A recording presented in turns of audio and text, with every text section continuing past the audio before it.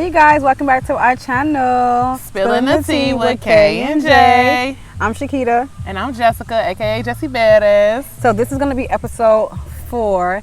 And today's topic is going to be about growing up in a household, being the oldest sibling. You can resonate with this video where you're black, purple, green, or brown. But we really want to talk about this subject because I feel like a lot of minority groups really suffer from this, like Hispanic people, black people, Asian culture and things like that. But if you're white, of course you can resonate with this. But I just feel like a lot of our minority people really carry the burden of being an older sibling and also being like a third parent or second parent to their sibling. Yep. So we're gonna start it off with me personally. I am one of 5 children. I am a middle child. I have two older brothers, and I have a younger brother and a younger sister. But me, my sister, and my brother, my younger brother, we all grew up together in the same house. So we didn't grow up with our older brothers for too long because they went to live with their father at a certain time in their life. So it was just me, my sister, and my brother. I wouldn't really say that I had to really carry a burden of having to raise my siblings. I didn't feel the burden had to like be a second mother to my siblings at all. We grew up in the projects, Cabrini Green, so we kind of really raised ourselves. My mom wasn't really there physically for us, so we was really free-spirited children. Like if you ever grew up in the projects or any low-income environment and you have an absentee parent, we didn't grow up with our father at all. We really was like, we did our own thing. I like to tell people like I raised myself because she wasn't really involved with our day-to-day life. Like we used to be at the beach on the west side. We used to be at what was that place they sold CDs and books all the time? Blockbuster? No, I think not Barnes and Noble, but it was another place they had where you can go listen to music. On North Avenue, we used to be like on North Avenue and State. We used to be everywhere. Like we used to be so many places. We used to be on the bus. Like my mother never really, knew where we was at from day to day. Like she never asked what we was doing, where we was at, and anything like that. And so I just feel like, but I did hang with my sister a lot. Me and my sister was together most of the times. So I did hang with my sister a lot. So everything we mostly did together. So we was together a lot. But I never really felt the burden of having to be like her second mom. I know, like, lead by example. And I was a very more shy child. My sister was like more outgoing than me. She had way more friends than I did. She went out more than her. So I kind of like piggyback with her. But I never had the burden of like trying to be an example towards her because I was I was a more shy child. I was a very shy child, but being the oldest in my family and I guess being different, like I thought different, I spoke different. My mother was very abusive, like I talked about in our first video, and so she would get drunk a lot, and I was the only one to stand up to her and stuff like that. So most of her anger was like pinned towards at me because being the older daughter to a woman who's low vibrational as hell is like, and to a woman as well, is like they project all their negative energy off on you. So it's like I had to carry the burden of her failures, but by me not even knowing it as a child. So it's like as I grew up as a woman, then I understand why she treated me the way she did. But as a child, I did not know it, and I feel like a lot of us carry that burden as well of our mother's missed opportunities. Yeah. Even though I was the third child, but I was her first daughter. So seeing me live my life, seeing me being more talented, more outspoken, with gifts and things that she felt like she lacked, made her more angry and bitter at me, and I had to carry the burden of like most of the abuse, which is okay for me because I do remember times when I shielded my sisters and brothers from abuse from her. But I carried most of the burden because, I was what she wanted to be. So I will only say from that standpoint, but I never felt like I had to be a mother to them in no type of way, shape, or form. Yeah, see, mine was different. So I grew up, I have 9 siblings, but at the time when we was younger, it was only 6 of us at first. It was 7 of us. I'm gonna say 7 because Jarrell was born by that time. And my mama, she worked a lot. So me and my brother, we both he cooked. He was basically the one that was in charge.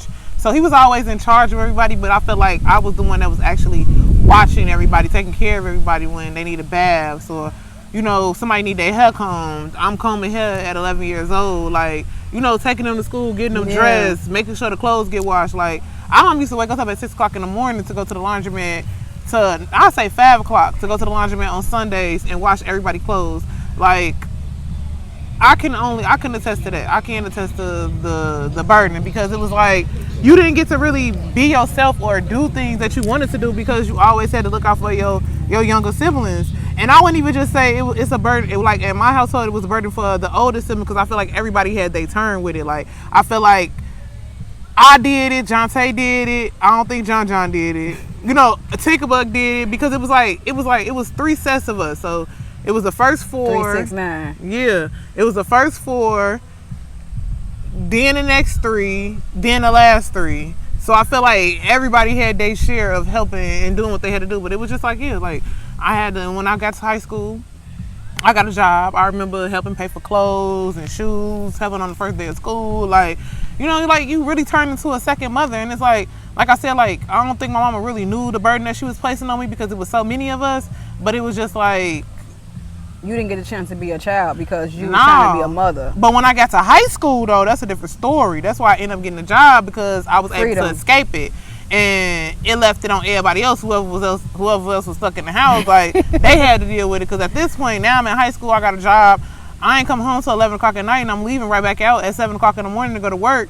And then, lo and behold, I graduated. When I graduated, you couldn't tell me nothing. I stayed gone, because it was just like I didn't want to be trapped again babysitting and, you know, taking care of no kids. Like, I wanted to go do me and be free and live my own life. And once I turned 18, that's exactly what I started doing. I started to be free. I started to live my own life. I started to do things that I wanted to do. Like, I probably was a little rebellious, but I was always respectable with it, if I could say that. Like, I never was disrespectful to my mama. Like, I always was respectable with me going to do me. Yeah, I used to call, you know, make sure she knew I was okay. You know, I used to send text messages. I used to come in every now and again, you know. I did. But do you ever feel like resentful towards the time that you had to spend doing it? Well, I used to feel resentful. Like, I don't feel resentful right now. I don't feel resentful anymore because I understand why it happened and why she did what she did, because it was just like, at first it was just her. And then my daddy died when I was 5, 1995. So for a minute it was just her and us. Yeah. And then she got with my little sister, daddy married him, but still with him it was just like us. It was just my mama and us, even though he was there. Like, I can't even really remember, you know, nothing good with her. Him being around. Yeah, him being, like, I can't remember nothing good with him being around. I just remember him being there. So it was just like, it was always us. I remember taking him outside, taking him to the park. I used to take him to the library. When we got out of school, we always used to walk to the library, all types of stuff. Like, you know, like I said, I was regretful towards it at first. Like, I'm like, damn, like, I ain't never get a chance to do nothing. Like, and we were very, like she said, they was very free. We were very sheltered. Like, we couldn't go outside. We couldn't leave a porch. We had to play in the backyard. Like, we couldn't do nothing. So when we got a little older, mom used to work overnight. And this one, like, later on down the line, when it was 7 of us. It was the 7 of us. But she was done with her first husband, and she was getting with somebody else. And this is when she used to, like, dip off a lot. So the burdens, they were still there, but because she wasn't at home, we was allowed to be free. So we was going outside together. We was kicking in. You know, we used to be sitting on the porch at like 1 o'clock in the morning. All the kids on the neighborhood on our porch. And one day we all got caught out there. But it was like, the older we got, the more we like being together. And it was just like, we was just always together in the house. Like, our mama really wasn't never there. Like, she always worked. She literally worked a lot though. She did. So I don't know. Like, it's like we both, like, I'm sitting here thinking about, like, your mom was at work, but my mom was just absent. Like, I could probably say she was at work a little bit of my childhood, but if she wasn't at work, she was just absent. Like, my mama never celebrated me and my siblings' birthdays. Like, I've never had a birthday party. No. I've never had a birthday party. But I do remember, like, having, like, cake. She making us a cake. We singing her birthday. Yeah. But and I just remember my only time I really remember spending time with her was when I was 12 years old. And she took me out on Milwaukee Avenue and she bought me an outfit and we went to eat. But she didn't even order nothing to eat and she didn't even talk to me while we was there. Really? I just ate. I sat there and ate and she looked out the window. It was no conversation. Damn. It was like she wasn't there. And I think I had me even back in the day, we used to have them clip-on butterfly clips. I used to be obsessed with them. And I had bought some of them from the dollar store. For real? Yep, and that's the only thing. That's the only time I ever remember spending time with her one-on-one as a child. She never spent no time with us. And when I'm thinking about only time we did group family things is probably when Mike was involved. Mike was the man she dated when we was kids. She dated him all the way up until I was in high school. But if he was involved, we did family stuff. But it was just her. No, he was the one more outgoing and doing stuff like that. But she never really. She threw him a birthday party. She never threw us one. Damn. He had a birthday party. She threw him a birthday party and invited the whole building, whole projects. But she never went out her way and threw us a birthday party. You know how Chuck E. Cheese was a thing back in the 90s. We used to watch other kids go to Chuck E. Cheese for their birthday party. Like, we went to everybody's birthday parties, but we never had one. We never had a birthday party. To this day, I never had a birthday. What is that? I think Just look. Is that an eagle? That's a hawk. Oh. No, it's an eagle. That's confirmation. That's beautiful. Like, that's crazy. We keeping that in the video because I haven't seen one of them in a long time. And it did just fly over real smooth too. Yes, we been seeing a lot of stuff, but yeah, I never really. No, that's why I don't know. When you grow up like that, having an absent parent, even though Mike was there, he was at halfway through my childhood because she started dating him when Ashley was 5. Yeah, damn. Ashley used to call him dad. So she started dating him real young, when we was real young. But I never saw him as my parent because she was abusive towards us, and he didn't protect us from her. So I feel like I can't really call you a parent if you don't protect your children. So I really, really never had a lot of respect for him, period. But that's like, you know, and that brings me to, well, it don't bring me to, because I just thought about it too, like, you know, we talking about older sibling, like, I had 2 older brothers, and Jonte, the oldest one, when he got older, like, I remember my cousin, like, my older cousin, she tried to talk to my mama about her having us watch the kids so much and us having so much responsibility of the kids for her, because she felt like it was too much on us and that she wanted to speak up for us. And I think she talked to my brother, and I remember her telling me that Jonte told her, like, he couldn't wait to get in the Navy because that meant that he didn't have to watch kids no more. He didn't have to help take care of us. And that's how I feel like another reason why he probably a little distant the way he is now. Because he raised y'all ass. He didn't raise me. But I don't like to say that. He was there. But he raised the other ones. He helped raise the other ones. Because I feel like we did it together. I understand that, though, because that's a heavy burden placed on children to be a parent to other kids. Yeah.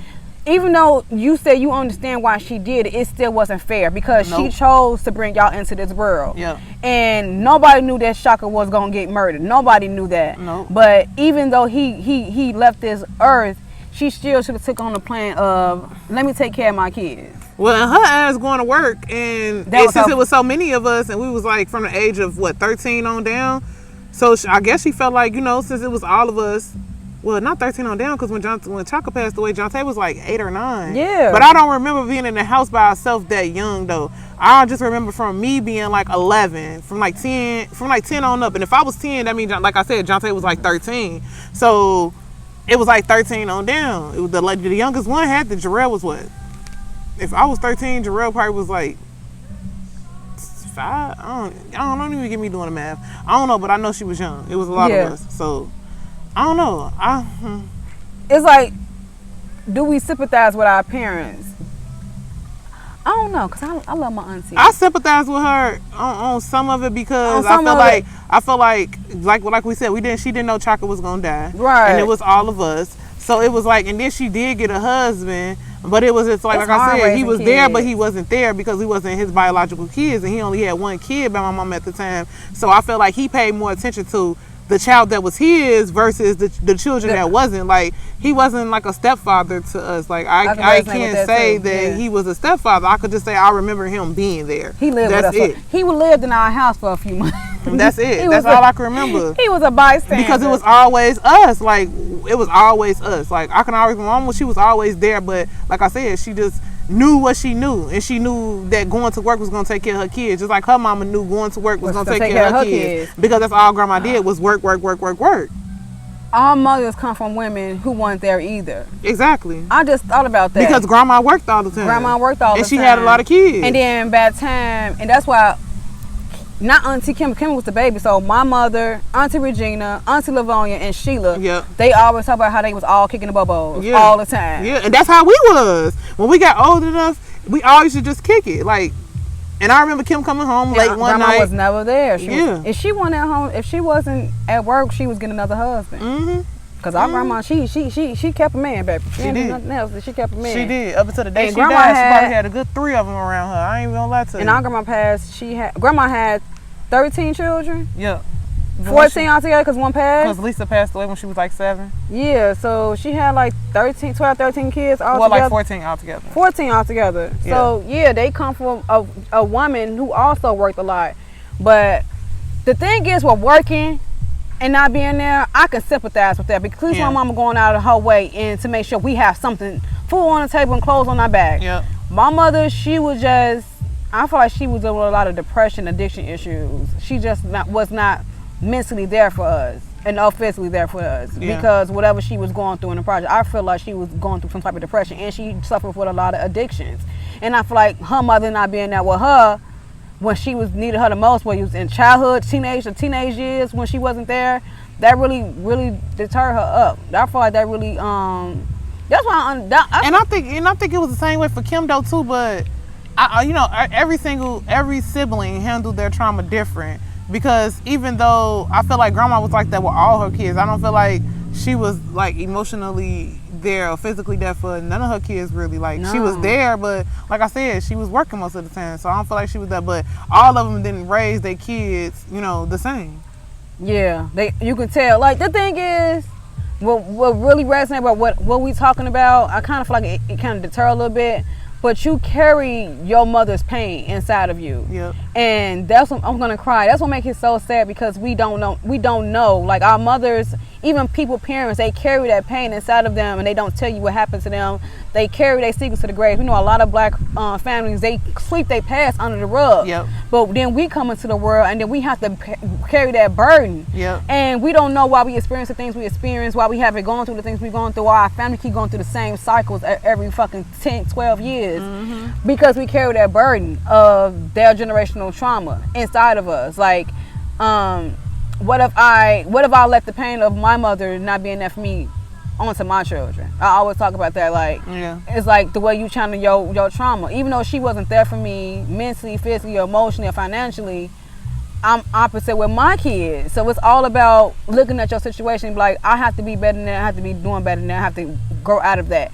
And the thing is, when you talk about generational karma and trauma and curses, the person who's meant to carry the generational curse or break the generational curse, the family cannot stand that person. Nope. Because they're always the black sheep. They're the black sheep of the family. And then it's like, I think envy in a kind of way, because you're going to be the one to get the ancestor blessings. If y'all believe in any of that, you're going to get the one to get the blessing from the ancestor and the divine, because you're the one who meant to break it. Mm-hmm. So you're going to get the one who get the blessings and the protection and everything that's supposed to come from your ancestry line. Everything y'all missed before y'all got this curse placed on y'all, you're going to get the divine help. You're going to get the hand from God, because you went out your way and saw your lineage a different way. Now then, when you bring your children into the world, they not going to deal with an absentee parent or absentee father. Emotionally detached, poor, poverty, lack mindset, feeling like they can't go outside of their environment, because your childhood doesn't define you. I feel like we all go through trials and tribulation in our childhood, and I was just telling my coworker, like, we don't get to choose our childhood. Nope.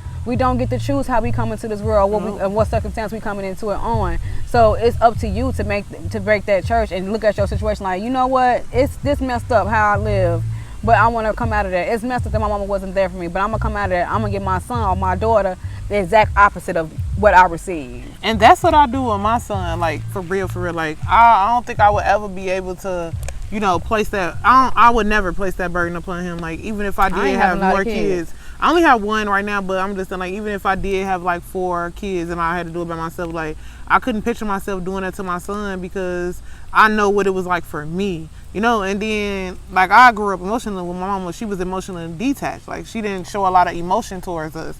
So I knew that when I had my son, like, if I didn't do nothing else, I was going to give him love and kisses and attention and affection, like, because I didn't get that. And I know how I felt growing up not getting hugged and kissed by my mama, like, you know, it makes you emotionally detached, and you won't never know that you're emotionally detached if you don't never like heal from it. So it was like, I knew that when I had my son, that I was going to show him so much love. I was going to give him all the kisses in the world. I was going to tell him I love him every day. And that's what I do right now. Like, I show my son so much love. He know I love him. He tell me back. Right now, he at the phase where Mommy, I want to kiss you. So I know that he becoming affectionate too. So, you know, I just want to make sure, you know, you just want to break them. You want to break the curse and not continue the curse. Like, it's time, maybe like them TikTok videos that go around. It was like my sister or sibling get to have the childhood I wish I had. Watch your sibling be with your parent and giving them love and affection and attention. They taking them places. And I also can resonate with that. I know you can. And they feeling like I didn't get that parent. And I understand that too, because if you think about the ages, my mother was in her 20s when she had me, but she was 19 when she had my oldest brother.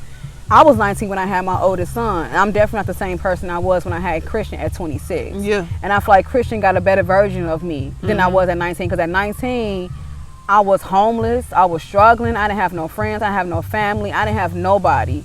Yeah. I lived with my mother, but she constantly put us out. I had to live in a shelter with my baby. And to this day, I always feel guilt because my son was really primarily raised by his grandparents. But when I went to therapy and I talked about that, she told me, like, I'm going to cry. She told me, like, I made the ultimate sacrifice for my son. And it was a good sacrifice. Because I didn't allow him to, struggle with me. Yeah. And I didn't take him from house to house or, have him feeling like he have no stability. Yeah. I gave him what I did not have. Exactly. Even though I'm still in his life, he know me and everything. I see him all the time. But I always feel so much guilt behind that because I'm his mother. But Christian has a different version of me. Like, he's always known stability with me because I was older and a different version of myself. So I feel like a lot of it has to do with the way your child comes into this world. Like, it's hard bringing children into this world. Especially if you're young. When you're young and you don't have shit. And most of these women bring these children into this world and they don't have shit. And you're not emotionally mature enough 15, 16, 14. You're still a kid.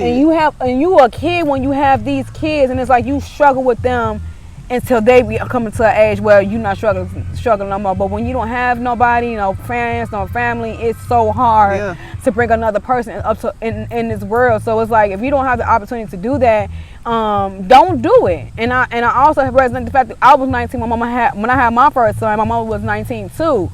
So it's like I definitely should have figured out at that time, like, I was carrying her burdens. Like, I was meant to break the trauma my mother went through. You know, I did. And it was so hard because I feel like a lot of people judge me on that because my son didn't have to struggle.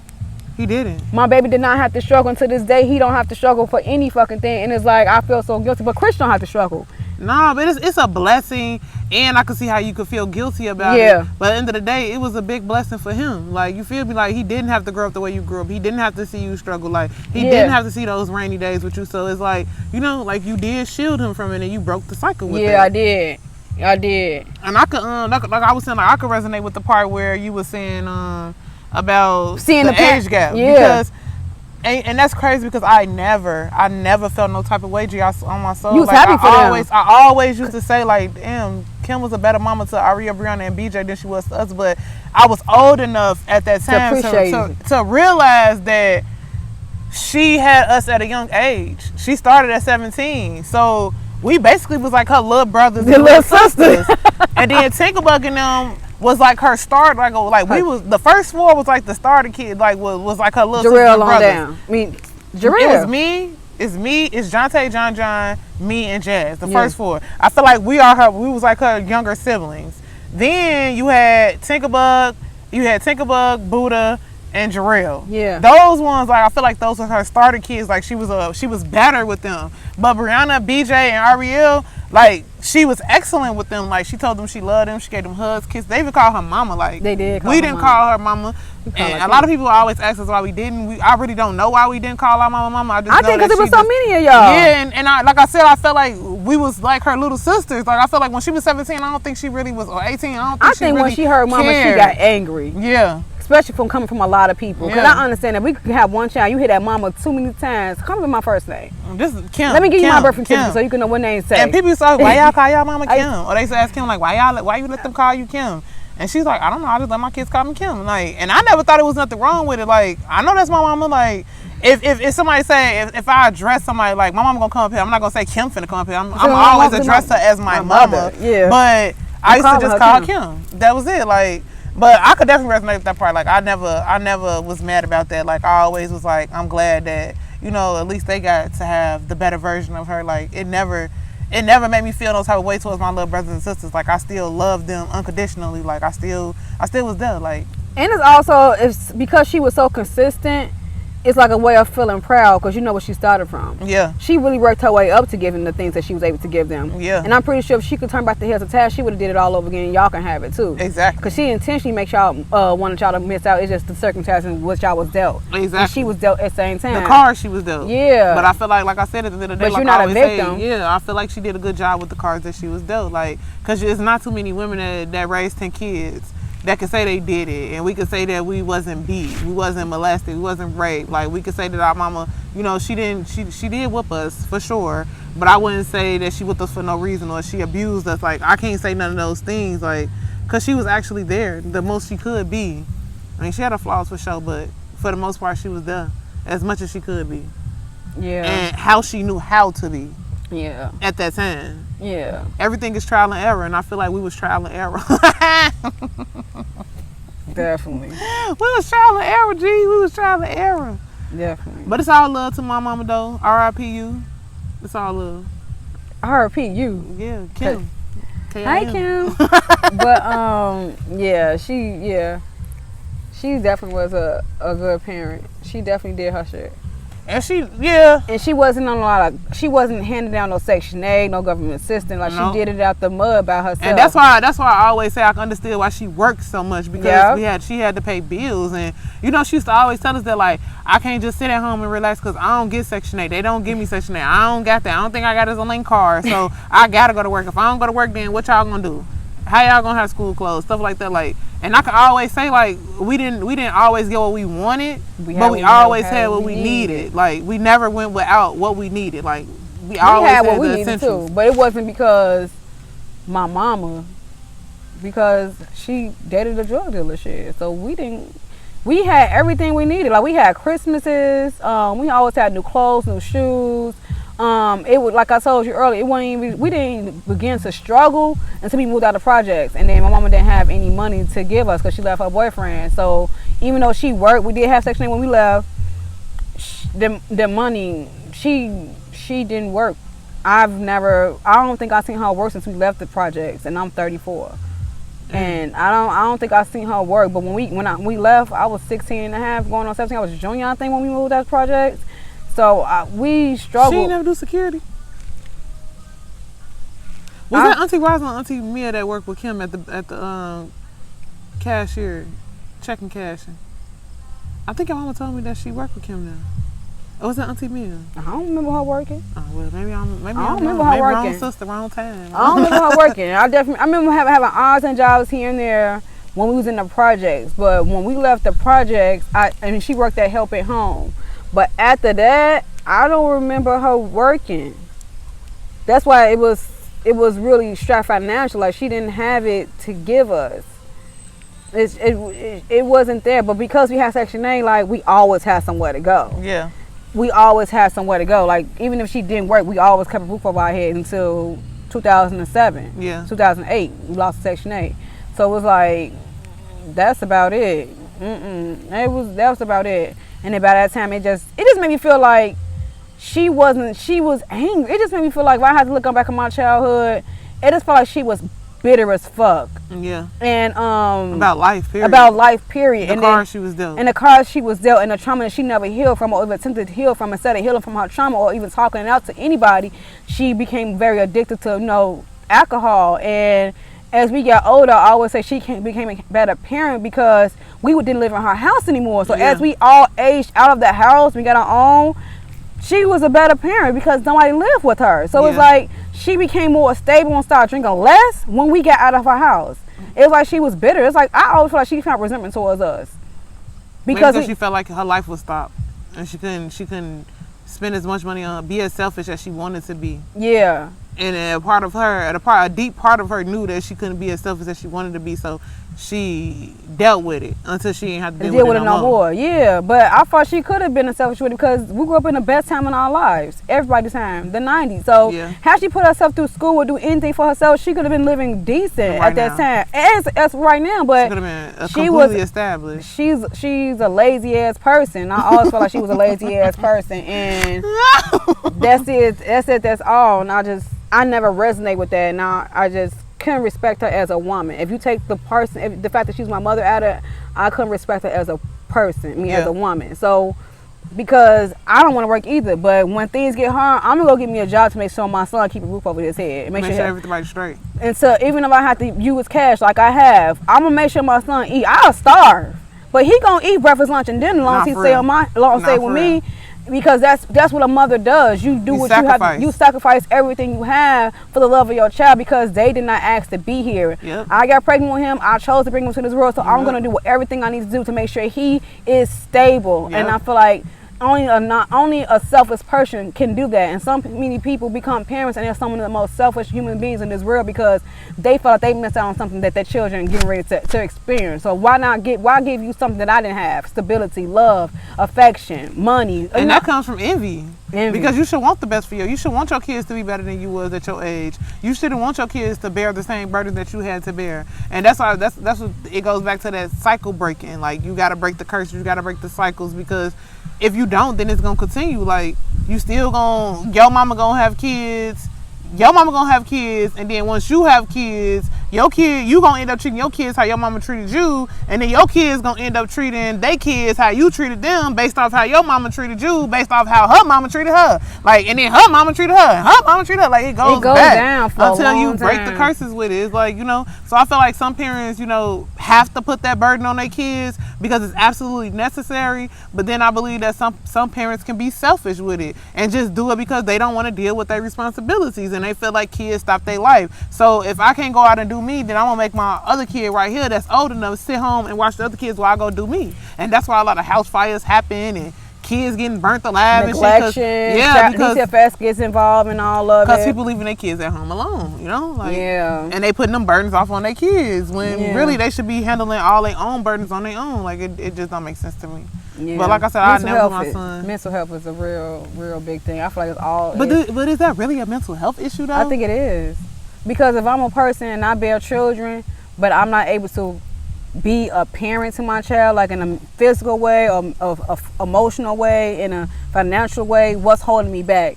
Yeah, it's something going on inside me, within me, something that's not addressed, something the little girl in me, a little boy in me, is haven't healed from. Yeah, it all go back to childhood, and I feel like whatever they went through, her mama went through, because they grew up together, whatever they experienced growing up in their childhood, it was something that happened that she wasn't able to really fathom. And I feel like my grandma forcing her to get married when she had my brother and forcing her to have like them kids, I feel like she was depressed. I feel like she was really, really unhappy. Because they was Catholics, and Catholics don't believe in abortion. Yeah, so I feel like she was really depressed because she didn't get to choose her life for herself. And I could really resonate with that too, because when I got pregnant with Elijah, she told me I had to marry Earl, and I was like, hold on, baby.